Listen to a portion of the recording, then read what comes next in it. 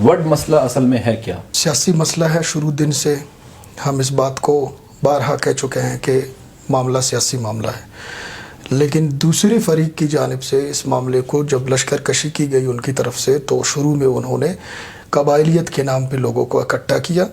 कबाइली रंग दिया गया इस मामले को। बाद में अपने सियासी मफादात की गरज से उन्होंने ये नारा लगाया कि मामला सियासी मामला है। हम मामले को सियासी मामला समझते हैं और ये आज का मामला नहीं है। ये उस वक्त से इसका आगाज़ हुआ जब मीर शफीकुर रहमान बेंगल वट से लोकल बॉडीज़ की सतह पर वट के नाज़िम मुंतखब हुए और उनकी जो कारकर्दगी और उन्होंने जो ग्राउंड लेवल पे जो काम किया है वो सब इस बात के सबूत है। और बुनियादी मसले का आगाज़ भी वहीं से हुआ और ये जो दूसरी पार्टी है उनको बुनियादी तौर पे मीर शफीकुर रहमान बेंगल के इलाके में जो खिदमात थी वही खिदमात ये इस मसले में रुकावट बने। तो मामला सियासी मामला है और सियासी सतह पर जो दूसरी फरीक है वो अपने जो सियासी अगराज़ व मकासद है वो इससे हासिल करना चाहते थे, लेकिन बदकिस्मती से वो मकासद उनको हासिल ना हुए कि जिनकी गरज से उन्होंने लश्कर कशी की थी। नदीमुर रहमान, आप जिस तरह कह रहे हैं कि ये मसला जो है वो एक सियासी मसला है, आप क्या समझते हैं किस तरह का सियासी मसला है? आप पॉलिटिकली आप किस तरह समझते हैं कि वजूहात? देखें, बलूचिस्तान की बदकिस्मती है कि यहाँ जब भी फ्यूडलिज़म के सामने किसी मिडल क्लास तबके के या किसी आम कबायली मोतबर ने, इलाके के किसी मुअज़्ज़ज़ शख्स ने, कि उन्होंने जब अपोजिशन की है फ्यूडल्स के सामने, तो जवाबन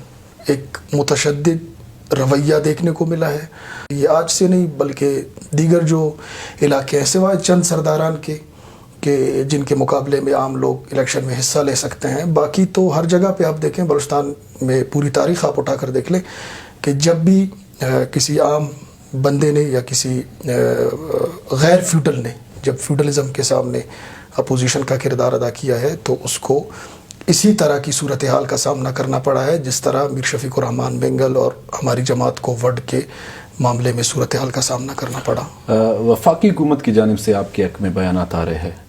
क्या आप ये नहीं समझते कि इन बयानात से आप पर लगाए गए इल्ज़ामात, जिसमें रियासती पुष्ट पनाही के इल्ज़ामात लगाए जाते हैं आप लोगों पे, तो इनसे इन बयानात से इस नैरेटिव को वो तक़वियत तो नहीं मिल रहा? देखें, रियासत अगर एक बड़े लंबे अरसे तक सोने के बाद अगर जाग जाती है और ग्राउंड रियलिटीज़ पे अगर बात करती है, उसके रद्द अमल में अगर कोई इल्ज़ाम हम पे लगाने की कोशिश करे कि यह आपके हक़ में बयान दे रही है, ये तो हम ये समझते हैं कि जिस बयानिए को कि जो बिल्कुल हकीकत पर मबनी है, जिस बयानिए को हमने मुसलसल तसलसल के साथ बलूचिस्तान के लोगों के सामने रखा, अगर उसी बयानिए को, उसी हक़ की बात को रियासत का कोई एक फ़र्द कर रहा है तो इसके रद्द अमल में इस इल्ज़ाम की कोई हैसियत नहीं है कि रियासत हमारे पुष्ट पे। रियासत तो 5 साल से जो PDM की हुकूमत और इमरान ख़ान की हुकूमत थी, ये तो BNP बेंगल के साथ खड़े रहे और वट के ऊपर जब लश्कर कशी की गई उस वक्त भी BNP बेंगल PDM की हुकूमत का एक अहम सतून था और उन्होंने यही सोच कर लश्कर कशी की थी वट के अवाम पर कि शायद PDM की जो वफाकी हुकूमत और यहाँ जो बाप के साथ उनकी एक फ्रेंडली अपोजिशन का जो माहौल था, उनका ख़याल यही था कि हम मिसयूज़ करेंगे वफाकी हुकूमत और सूबाई हुकूमत को। ये जब मिसयूज़ ना कर सके तो उसके बाद अगर अब वो ये बात करते हैं कि वफाकी हुकूमत, निगरान हुकूमत हमारे हक़ में, इससे हमारा कोई ताल्लुक़ नहीं है। ये सवाल आप बेशक निगरान हुकूमत से भी कर सकते हैं क्योंकि बयानात उनकी तरफ से जारी हो रहे हैं। बाकी हमारा जो मौक़िफ़ है, हम तो शुरू दिन से हमने आवाम के सामने रखा है और हम उसको तसलसल के साथ रखते जाएंगे इंशाअल्लाह। दोनों फरीक़ें एक दूसरे पर डेथ स्क्वाड्स रखने के इल्ज़ामात रखते हैं, तो आप क्या समझते हैं कि आप लोगों की भी डेथ स्क्वाड है? असल में ये डेथ स्क्वाड है क्या? देखें, वो जो एक मुहावरा आपने सुना होगा कि हाथी के दांत दिखाने के और काने के और, ये डेथ स्क्वाड्स जो बलूचिस्तान के अंदर सियासी सरपरस्ती में जिनको मुतहर्रिक किया गया सिर्फ़ और सिर्फ इस वजह से, एक तो रियासत को ब्लैकमेल किया जा सके और रियासत से वो तमाम तर मराहत और वो तमाम तर चीज़ें हासिल की जा सकी कि जो आम नॉर्मल हालात में जो वो ना मिल सकते हो। एक तो ये काम डेथ स्क्वाड से के ज़रिए किया गया। اور دوسرا اپنے سیاسی مخالفین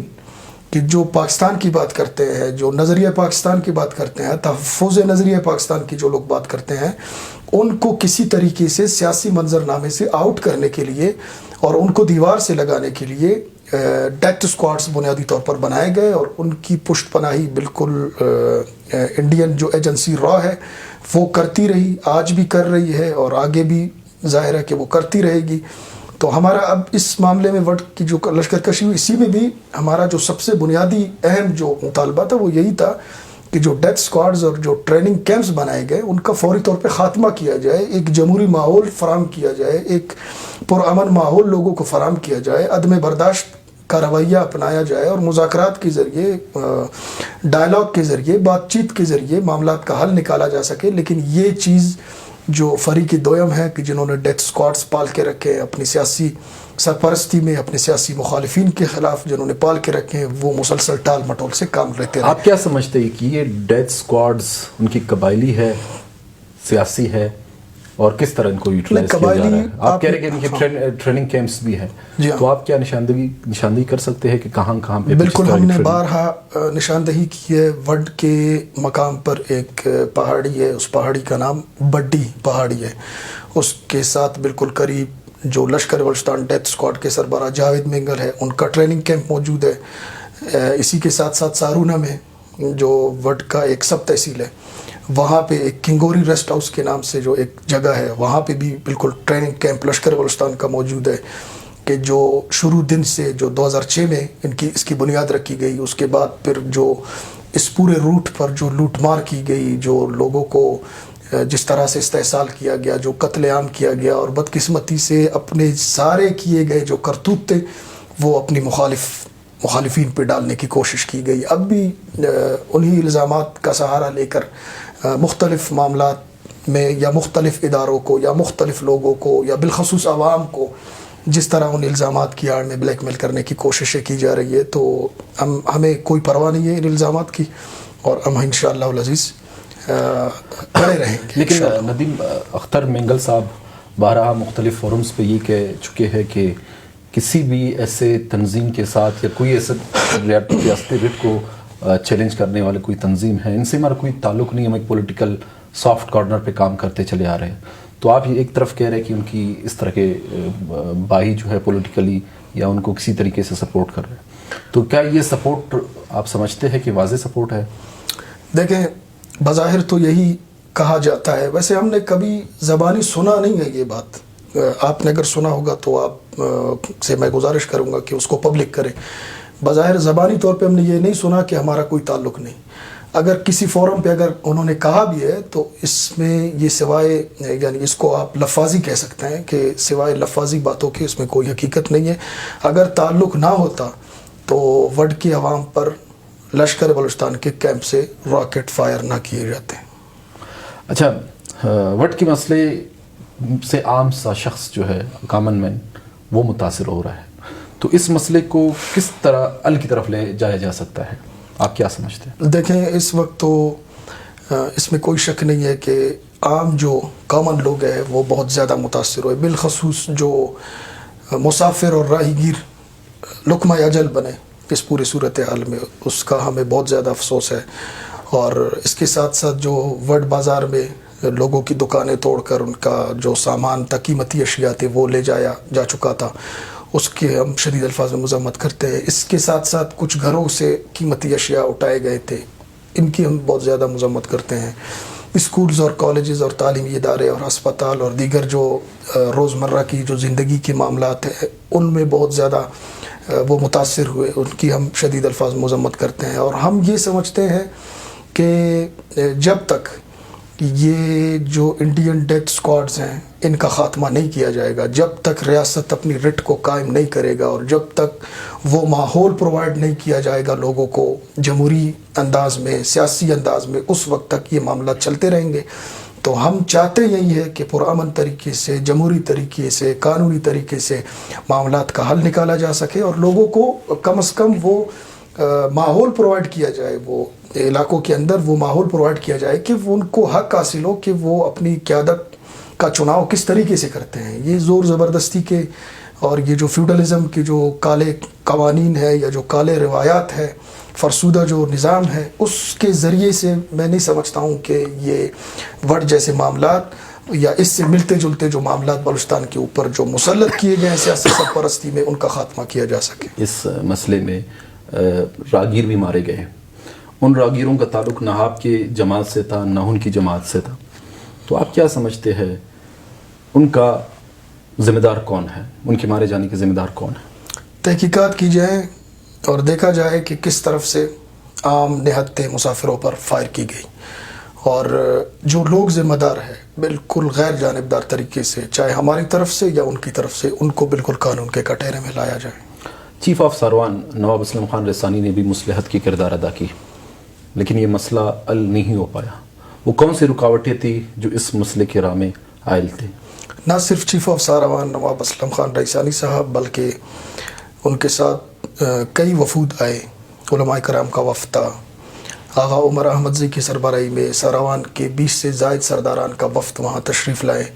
اس کے ساتھ دیگر جو سردار اسلم بزنجو صاحب اور دیگر جو ہمارے علماء کرام تھے، سینیٹر یہ مولانا قمر الدین صاحب اور دیگر۔ آپ بالکل میں کھل کے آپ سے یہ بات کہنا چاہوں گا کہ فریقین یہ ثالثین سے ان کو بٹھایا جائے اور ان سے پوچھا جائے کہ کس کی طرف سے رکاوٹیں تھیں معاملات کے حل کے لیے۔ تو ہم بالکل بے بانگ دو حل، یہ 2 اور 2 4 کی طرح یہ بات کرتے ہیں کہ وہ مسلسل فریق دوئم جو ہے مسلسل ٹال مٹول سے کام لیتا رہا، صرف اس لیے وہ اس انتظار میں تھے کہ وہ جو جن مقاصد کے لیے لشکر کشی کی گئی تھی وہ مقاصد کا حصول چاہتے تھے۔ اپیکس کمیٹی کے اجلاس میں بھی یہ چیز ڈسکس ہوا تھا، ورڈ مسئلہ، اور فیصلے بھی کیے گئے تھے، تو کیا آپ ان اپیکس کمیٹی کے فیصلوں سے متفق ہے؟ ہمارے جو تحفظات اور خدشات ایپیکس کمیٹی کے اجلاس سے متعلق تھے وہ شروع دن سے ہم نے میڈیا کے سامنے رکھے ہیں بذریعہ پریس کانفرنس، اور ہمارے جو مطالبات تھے بالکل ان مطالبات سے روگردانی کی گئی، اور مطالبات جو 3 بنیادی ہمارے مطالبات تھے۔ پہلا یہ کہ وڈ یا پورے صوبے کے اندر جہاں بھی جو مسلح جتیں یا جو اسلحہ کلچر اور جو امن و امان کو برباد کرنے والی جتنے بھی معاملات اور جتنی بھی چیزیں ہیں ان کا فوری طور پہ خاتمہ کیا جائے، اور بالخصوص وڈ یا اس کے مضافات میں جو ٹریننگ کیمپس لشکر بلوچستان کے یا جو کالعدم تنظیموں کے قائم ہیں ان کو ختم کیا جائے، کیونکہ جب تک ان کا خاتمہ نہیں ہوگا بلوچستان میں جو دہشت گردی ہے وہ بالکل بڑھتی چلی جائے گی۔ اور دوسرا مطالبہ ہمارا یہ تھا کہ وہاں جو عام لوگوں کی زمینیں اور کچھ ہمارے جو پینل کے ہمارے جو جماعت کے لوگ ہیں ان کی زمینیں جن کو زبردستی قبضہ کیا گیا ہے، ان کے تمام تر ریکارڈز ریونیو ریکارڈ کے مطابق یا دیگر جو ہمارے ایک سسٹم رائج ہے نیچے اراضیات کا، اس میں تمام تر ریکارڈز موجود ہیں، ان کو زبردستی جو کمرشل لینڈز ہیں ان کو واگزار کرایا جائے۔ اور تیسرا مطالبہ ہمارا یہ تھا کہ ہمارے کوئی 300 کے قریب لوگ لاپتہ ہیں جن کو زبردستی اغوا کیا گیا ہے اور سیاسی سرپرستی میں ان کو اغوا کیا گیا ہے، اور ان کا جرم بنیادی طور پر یہ ہے کہ وہ پاکستان کی بات کرتے ہیں، میر شفیق الرحمان مینگل کے سپورٹرز ہیں، ہمارے ووٹرز ہیں۔ ان 3 مطالبات پہ بالکل نہ بات کی گئی اور نہ ان پہ کوئی پیش رفت کی گئی۔ اس کے باوجود ہم نے، ہماری جماعت نے، ہمارے قائد نے ایپیکس کمیٹی کے جو فیصلے تھے ان کو تسلیم صرف اور صرف اس لیے کیا کہ عوامی مفاد کو مد نظر رکھتے ہوئے یا جن نقصانات کا بھی آپ نے میں نے تذکرہ کیا ان نقصانات سے بچنے کے لیے ہم نے وہ تمام تر فیصلے قبول کیے تاکہ وہ جو قومی شاہراہ ہے وہ کھل جائے، وڈ کا بازار کھل جائے، شہر کھل جائے، تعلیمی ادارے کھل جائے۔ تو ان تمام تر چیزوں کو مد نظر رکھتے ہوئے ہم نے اپنے خدشات اور تحفظات کے باوجود ہم نے فیصلوں کو قبول کیا عوامی مفاد میں۔ اور اسی پہ ایک اور سوال میرا بنتا ہے آپ سے کہ یہ سوال BNP مینگل سے پوچھا جائے کہ جب لشکر کشی ختم ہوئی اور لوگوں کی جو زندگی ہے وہ بالکل معمول پر آ گئی، جو روڈز تھے وہ کھل گئے، دیگر تمام تر معاملات جو ختم ہوئے، اس کے بعد قباحت اس چیز میں کیا ہے کہ پرامن طریقے سے معاملہ ختم ہوا۔ اور یہ جو لانگ مارچ ہیں اور یہ جو نام نہاد جو دھرنے ہیں، یہ میں سمجھتا ہوں کہ بالکل اپنے سیاسی آکسیجن کے طور پر وڈ معاملے کو استعمال کر کے وڈ کے معاملے کو پورے بلوچستان کا معاملہ بنا کر پیش کیا جا رہا ہے. ہم بھی انشاءاللہ میدان میں موجود رہیں گے اور سیاسی طور پہ، آئینی طور پہ، جمہوری طور پہ مقابلہ کریں گے. ندیم، آخری سوال میں آپ سے یہ پوچھنا چاہ رہا ہوں، کیا یہ وڈ مسئلہ اصل میں دونوں اطراف سے الیکشن کی تیاری تو نہیں؟ الیکشن کی تیاری دونوں اطراف سے آپ اس لیے نہیں کہہ سکتے ہیں کہ لشکر کشی ہم نے نہیں کی. اگر ہمارا کوئی پلان اس طرح کا ہوتا کہ ہم الیکشن، کیونکہ ہم نے خدمت کی ہے، میر شفیق الرحمان بینگل نے علاقے میں خدمت کی ہے، اور الیکشن کی تیاری کے طور پر BNP بینگل نے اس مسئلے کو استعمال کیا، اور ان کو سب سے بڑا جھٹکا اس وقت لگا کہ جب بلدیاتی انتخابات کے نتائج سامنے آئے اور ہمارا اور پیپلز پارٹی کا جو اتحاد تھا وہ بڑی بھاری اکثریت سے کامیاب ہوا. اس وقت بھی خوزدار کے اندر جو ڈسٹرکٹ ڈپٹی چیئرمین ہے خوزدار کا، میر اقبال بینگل صاحب، وہ ہمارے جالوانوں پینل سے ہے. تو یہ خطرے کی ایک گھنٹی تھی قوم پرست جماعت کے لیے آنے والے جنرل انتخابات کے حوالے سے، اس لیے انہوں نے اس کو اپنی تیاری کا ایک مرحلہ قرار دے کر اس پہ مسلسل کام کیا. لیکن الحمدللہ جو اللہ کو منظور تھا وہ پوری قوم کے سامنے. بہت بہت شکریہ ندیم، بہت شکریہ سر. Thank you so much.